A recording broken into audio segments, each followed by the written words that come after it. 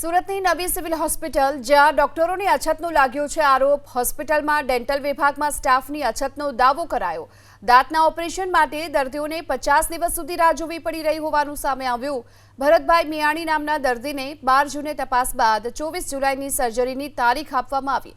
દુખાવો વધતા તેઓ ફરી હોસ્પિટલ પહોંચ્યા, છતાં એપોઇન્ટમેન્ટનું કારણ આપી અને સારવાર વગર જ પરત મોકલી દેવાયા હોવાનો આરોપ છે।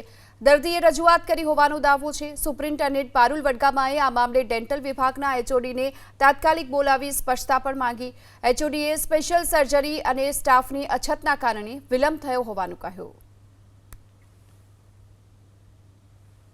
હું સુપ્રિન્ટેન્ડન્ટ પાસે ગયો, સુપ્રિન્ટેન્ડન્ટે ડેન્ટલ વિભાગના અધિકારીઓને બોલાવી અને પરિસ્થિતિની જાણ કરતા જાણવા મળ્યું છે કે 50% જગ્યા ખાલી છે।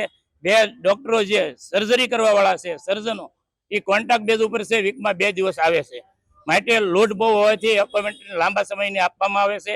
પરંતુ સુપ્રિન્ટેન્ડન્ટના કહેવા પ્રમાણે મને સેમ દિવસે સારવાર કરવાની હોવા છતાં મને 7 દિવસની એપોઇન્ટમેન્ટ આપવામાં આવી, જેથી હું નિરાશ થઈને ઘરે જઈ અને મુખ્યમંત્રી, ઉપમુખ્યમંત્રી, આરોગ્ય મંત્રી અને કલેક્ટર સુરતને ફરિયાદ કરી છે મેલ દ્વારા। પેશન્ટની જે કમ્પ્લેન્સ હતી કે હા મને સર્જરી કરાવી દો વહેલી, તો એ થઈ ગયું હતું।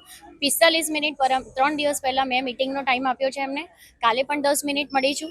એ પોતે ડીન સાહેબને બી મળી આવ્યા છે 15-20 મિનિટ માટે, એટલે પૂરતો સમય આપ્યો છે। ડેન્ટલના એચઓડીને બી કહેવાઈ ગયું છે અને એમને બુધવારની ઓફિશિયલ એપોઇન્ટમેન્ટ સ્પેશિયલ સર્જન કહેવાય, જેને ઓરલ મેક્ઝિલો ફેશિયલી સર્જન કહેવાય, કે જે ફેસ, મેક્ઝિલા અને ઓરલની સર્જરી કરે એવા સર્જનની એપોઇન્ટમેન્ટ એમને બુધવારે અપાઈ છે। એ પ્લાન્ડ સર્જરી છે, એ કોઈ સિમ્પલ સર્જન નહીં કરી શકે।